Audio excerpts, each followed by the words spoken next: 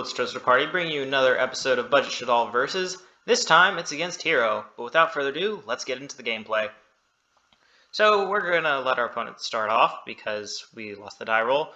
They're going to go for Elemental Hero Stratos. We're going to Valor that, and, well, they might have the Dark Calling in hand, but it's not really worth going into, so they're just going to pass turn. I'm going to be able to go into El Shaddoll Construct, being able to draw one. They're going to Honest Neos, and I lose my El Shaddoll Construct, but I do have the ability to set a Schism and a copy of Super Poly and pass. At this point, I'm going to start by going into Winda, sending off the copy of the draw guy, and then I'm going to Super Poly away my Winda and their Malicious Bane into another Winda, forcing them to pass the turn. They get to summon back draw guy, but I'm going to normal summon Fluffal Owl, getting me Polymerization to hand, going into the El Shaddoll Construct from the Schism effect, and then attack in with Owl for 1,000 points of damage.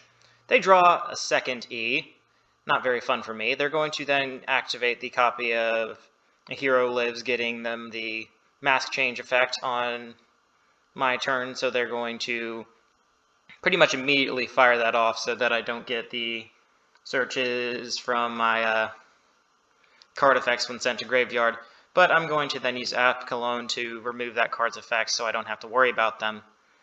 Going to then go into a Perform Mage Trick Clone off of the El Shaddoll, or after the Shaddoll Fusion, getting the aerial to my side of the field just in case I need it, and then I start attacking in. Turns out I didn't need it because that's game 1. We're back with game 2, and you may be wondering why our opponent is playing Elemental Hero Clayman. I actually have an answer for that. I was playing this person earlier today when recording, and, well, that recording ended up not being able to be used because after game 1, their connection kind of blew up.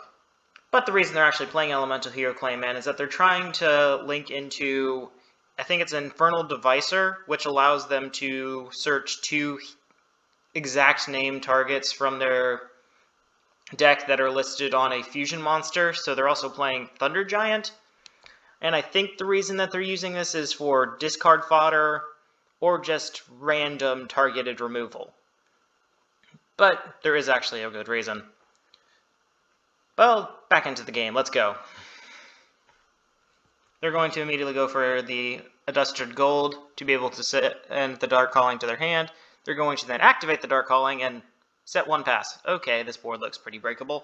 We're going to Shaddoll Fusion into Construct. Construct's going to send off Windy and the Hat Trigger on the summon. And then we're going to get the copy of Shaddoll Incarnation into our graveyard as opposed to drawing it. We're going to then fuse into another copy of El Shaddoll Construct, activating its effects, and it gets impermanenced. Well, that's not very fun. We're going to then get to go into Cross Sheep. We're going to add back the Shaddoll Fusion, flip up the aerial, summon the construct, gets effect, except we set the Cloth Sheep to the wrong zone, so okay, we're just going to go for Boral Sword, and there's other text on this card. Okay, well, I made a mistake here. We probably should have gone to the Nightmare Unicorn, and I probably should have read my opponent's card, but I still have Shaddoll Schism. They're going to go for Malicious Bane, and I'm going to chain the Schism effect, going for Winda, and they just scoop it up from there